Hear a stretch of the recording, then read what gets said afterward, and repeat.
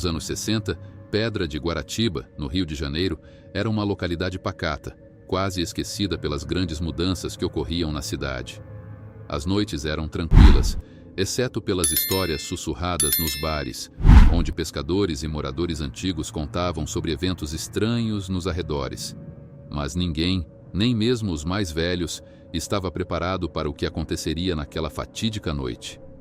A história começou a circular entre os policiais, envolvendo um ladrão que se tornara quase uma lenda urbana. O homem era conhecido como o Fumaça, um apelido que fazia jus à sua habilidade de desaparecer sem deixar vestígios. Era como se ele evaporasse no ar, sempre escapando no último momento. Diziam que ele podia se esconder à vista de todos, e mesmo cercado pela polícia, ninguém jamais conseguia pôr as mãos nele. O detalhe mais intrigante era o cachimbo que Fumaça sempre carregava. Era quase sua marca registrada. Onde quer que fosse, o forte cheiro de tabaco o precedia. Alguns diziam que o cachimbo era um talismã, algo que o protegia, mas ninguém levava isso a sério. Até aquela noite. Após meses de tentativas frustradas, a polícia finalmente conseguiu cercar o homem em uma casa no fim de um beco estreito, rodeada por um matagal denso e árvores retorcidas. A casa era simples, com paredes escuras, desgastadas pelo tempo, expostas ao vento e à maresia. Naquela noite, a lua estava alta e brilhava com um tom esbranquiçado, lançando sombras longas e distorcidas pelo quintal. O oficial Agostinho, um dos mais experientes da equipe, liderava a operação. Era um homem duro, com anos de serviço, e pouca coisa conseguia abalá-lo. Mas, ao se aproximar da casa, algo naquela noite começou a incomodá-lo. O ar estava pesado, denso. Não era apenas o calor sufocante do rio, mas algo mais profundo. Como se a própria natureza estivesse em suspenso. Não havia barulho, nem de insetos, nem de pássaros noturnos. Apenas o som abafado de suas botas esmagando o chão de terra seca. Agostinho e os outros policiais invadiram a casa, esperando encontrar Fumaça escondido. Mas o que encontraram foi nada. A casa estava vazia. Não havia móveis, apenas paredes nuas e escuras. O ar ali dentro era abafado e cheirava a mofo, mas de alguma forma, o forte cheiro de tabaco dominava o ambiente. No canto do quintal, um toco de árvore chamou a atenção de Agostinho. O cachimbo de fumaça repousava sobre ele, soltando uma leve trilha de fumaça, como se alguém o tivesse acabado de fumar. Agostinho se aproximou, intrigado. Como aquilo era possível? Onde estava a fumaça? E por que o cachimbo ainda estava aceso? O silêncio ao redor se tornava opressor. Ele olhou em volta buscando algum sinal. Mas o que encontrou foi muito pior. Enquanto observava o cachimbo, o toco de árvore começou a mudar. Inicialmente era sutil, como se as sombras ao redor se movessem de forma independente. Mas, em questão de segundos, Agostinho percebeu que o toco não era o que parecia. Ele se contorceu e começou a se alongar, assumindo uma forma grotesca, quase humanoide, mas não completamente. A forma que emergia das sombras parecia saída diretamente de um pesadelo. Era alta, encurvada, com braços longos demais para um ser humano. Sua pele parecia feita de couro grosso e enrugado, e o cheiro de tabaco, antes apenas incômodo, agora se misturava a um odor de carne podre. Quando Agostinho finalmente viu o rosto da criatura, seu sangue gelou. A criatura tinha um semblante lupino, mas havia algo muito errado em seus olhos. Eles brilhavam com um tom amarelado, famintos e insanos.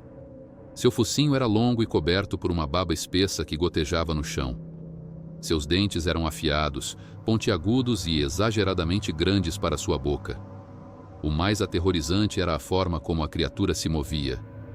Não andava de maneira fluida, como um animal, mas de forma irregular, com passos que pareciam quebrar o silêncio da noite, ecoando como trovões distantes. A criatura, seja lá o que fosse, avançou lentamente, inalando o fumo do cachimbo com uma calma perturbadora. O som de seu rosnado baixo e contínuo parecia vir de dentro das entranhas da terra, como se a própria escuridão ao redor estivesse viva e conspirando com aquele ser. Agostinho tentou recuar, mas suas pernas pareciam presas ao chão.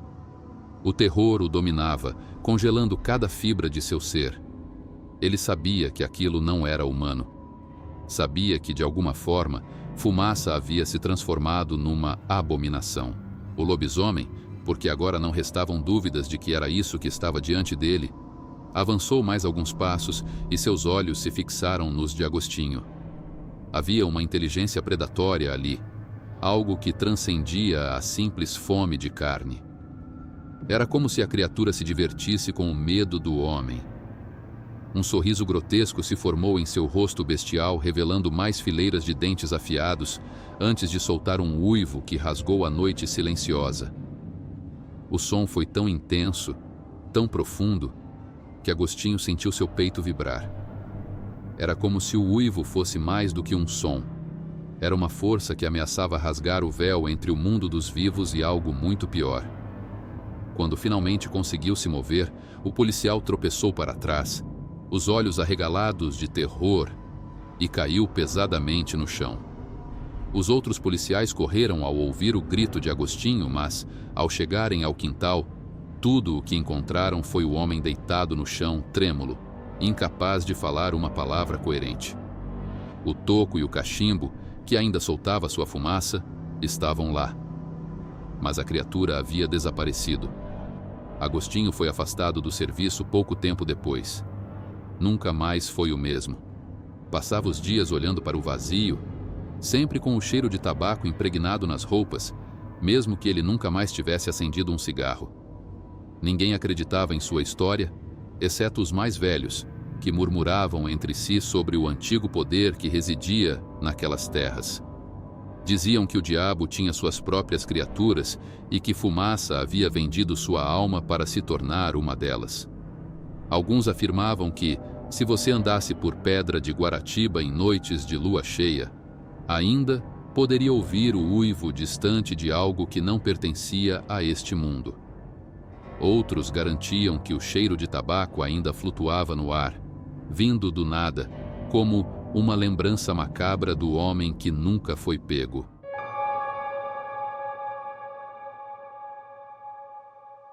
Na minha família, existe um segredo obscuro que atravessa gerações, uma história que preferimos não comentar com quem está de fora. É uma dessas memórias que carregam o peso do desconhecido, do que não pode ser explicado nem esquecido. Essa história fala sobre o tio da minha avó. Durante anos, a família inteira acreditou que ele carregava uma maldição, a maldição de ser um lobisomem. O que poucos sabem, no entanto, é que essa maldição não veio do nada. Segundo os relatos mais antigos, ela começou depois que ele encontrou um certo livro.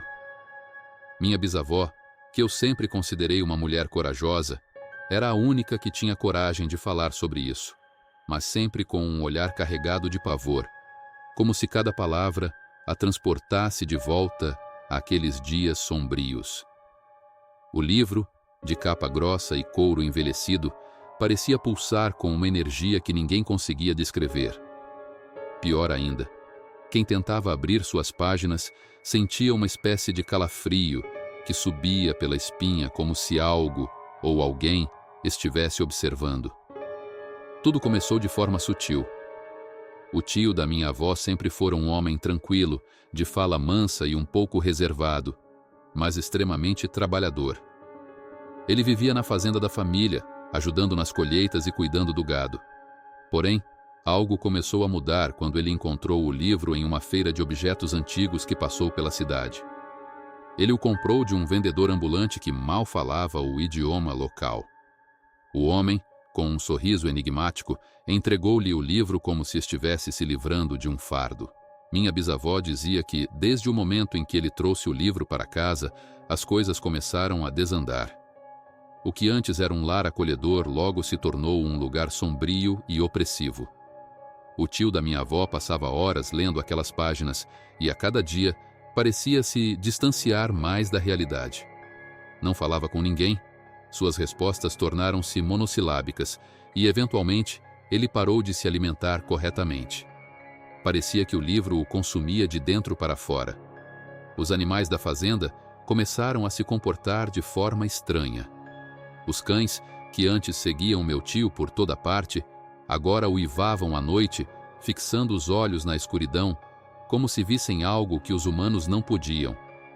As galinhas pararam de botar ovos e o gado começou a desaparecer misteriosamente. Minha bisavó acreditava que tudo aquilo estava de alguma forma conectado ao livro, embora ela não soubesse explicar como. Certa noite, uma das muitas que minha família se lembra com angústia, aconteceu o evento que selaria o destino de meu tio. Era uma noite de lua cheia, e o céu estava limpo, exceto por uma neblina estranha que subia do chão e envolvia a casa como um véu fantasmagórico. Naquela noite, minha bisavó acordou com um barulho alto, como algo sendo arrastado pela varanda. Ela desceu as escadas, acendeu uma vela e seguiu o som. Quando abriu a porta da frente, sentiu um frio gelado que a arrepiou dos pés à cabeça. O que viu na escuridão quase a fez desmaiar. No meio do quintal, algo estava de pé. E não era humano. A figura era alta, muito mais alta do que qualquer pessoa da família, e tinha uma postura curvada, como um predador prestes a atacar. Os olhos brilhavam em um tom amarelo pálido, e sua pele parecia rasgada em alguns lugares, revelando músculos e tendões, como se a transformação de homem para besta não estivesse completa. A criatura se virou lentamente e, para seu horror, minha bisavó reconheceu traços familiares no rosto deformado. Era seu irmão. Ela deu um grito abafado e recuou, mas a criatura não a seguiu. Em vez disso, fugiu em direção ao matagal, movendo-se de forma incrivelmente ágil. O som de seus passos na terra seca ainda ecoava na cabeça de minha bisavó, dias depois. Naquela noite, ela soube que o que havia acontecido não era natural. No dia seguinte, meu tio apareceu em casa com as roupas rasgadas e os olhos vermelhos, como se não tivesse dormido há semanas. Ele não se lembrava de nada da noite anterior, ou pelo menos fingia não se lembrar. Porém, o livro estava sempre lá, na mesa da sala, aberto, com suas páginas viradas por um vento inexistente, como se uma força invisível o folheasse, ansiosa para revelar seus segredos sombrios. Minha bisavó, determinada a acabar com aquilo, decidiu pedir ajuda ao padre local. Ela contou a ele sobre os acontecimentos e, com um olhar preocupado, o padre foi até sua casa. Aproximou-se do livro com cautela, mas, quando o tocou, sua expressão mudou de calma para pavor absoluto. Sem dizer uma palavra, ele saiu às pressas e voltou pouco depois com correntes e uma caixa de madeira maciça. O padre selou o livro dentro da caixa e a envolveu com as correntes, fazendo uma oração em voz baixa. Quando terminou, ele avisou que ninguém, sob hipótese alguma, deveria abrir aquela caixa. Mas o medo já estava enraizado na família. Mesmo com o livro trancado e escondido no porão da casa, a sensação de que algo ainda os observava permanecia. Às vezes, à noite, minha bisavó ouvia barulhos estranhos vindos do porão, como se algo estivesse arranhando a caixa. Os cães uivavam mais alto nessas noites, e a névoa voltava a cercar a casa. Era como se a própria terra ao redor da fazenda estivesse amaldiçoada. Anos se passaram, e o tio da minha avó nunca se recuperou completamente. Ele passou o resto de seus dias recluso, evitando a luz do sol e qualquer contato com outras pessoas. Os olhos, antes vivazes, agora estavam sempre cansados e fundos, como se algo dentro dele estivesse morrendo lentamente. Ele nunca mais falou sobre o livro, mas, em seus últimos dias, momentos antes de falecer, sussurrou algo para minha bisavó. Algo que, até hoje, ninguém na família ousa repetir. A caixa com o livro acorrentado ainda existe, guardada em algum lugar esquecido pela família. Ninguém ousa chegar perto, e aqueles que o fazem afirmam sentir uma presença sombria os observando, um peso no ar que acelera o coração e faz o frio percorrer a espinha. Há quem diga que o espírito do tio da minha avó ainda ronda, preso entre o mundo dos vivos e dos mortos, em busca do poder que uma vez o transformou. E assim, o medo persiste. O que estava escrito naquele livro? Que tipo de maldição ele continha? Ninguém sabe. Ninguém quer saber.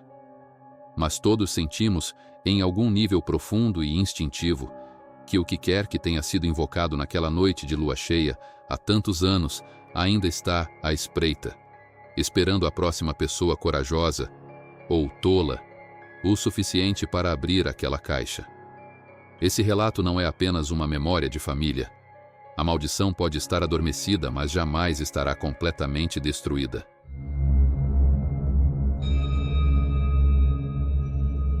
Há muitos anos, em uma floresta remota, em algum lugar entre Santa Rita e o Vacaquá, havia um denso bosque que escondia segredos sombrios. Naquele lugar, havia uma antiga cabana de madeira à beira de uma estrada sinuosa. A velha cabana era usada como abrigo pelos caçadores da região. Os moradores evitavam essa trilha à noite, pois contavam histórias de criaturas sobrenaturais que assombravam a área.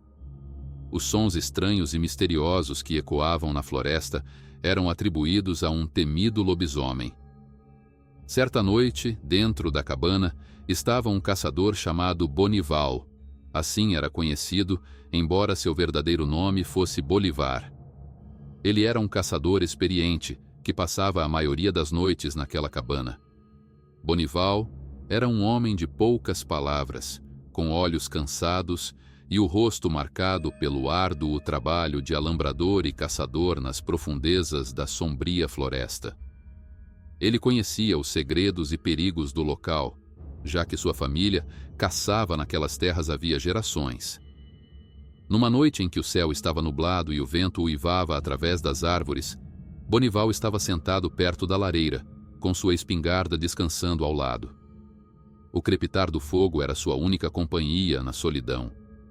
Lá fora, a escuridão era profunda e ameaçadora, e os uivos do lobisomem indicavam que ele estava mais próximo do que nunca. Os uivos se intensificaram, misturando-se aos sons sinistros da floresta noturna. Bonival se preparou, agarrou sua espingarda e, com uma lanterna em mãos, foi até a porta da cabana.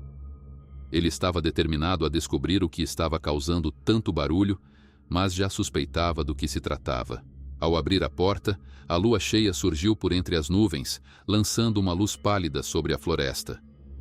Bonival avançou, seguindo os uivos que o levavam cada vez mais fundo na mata escura.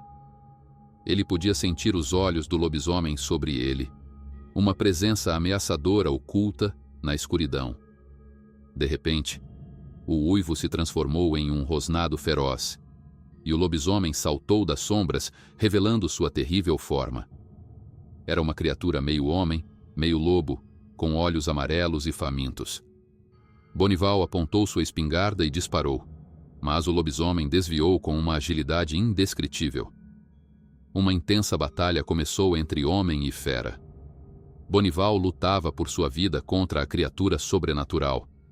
Eles rolaram pelo chão, grunhindo e uivando, até que, finalmente, Bonival conseguiu apontar sua espingarda com balas de prata para o coração do lobisomem e apertar o gatilho. Um uivo agonizante ecoou pela floresta antes que a criatura se transformasse em um corpo sem vida. Com o perigo afastado, Bonival retornou à cabana e aproximou-se da lareira para se aquecer.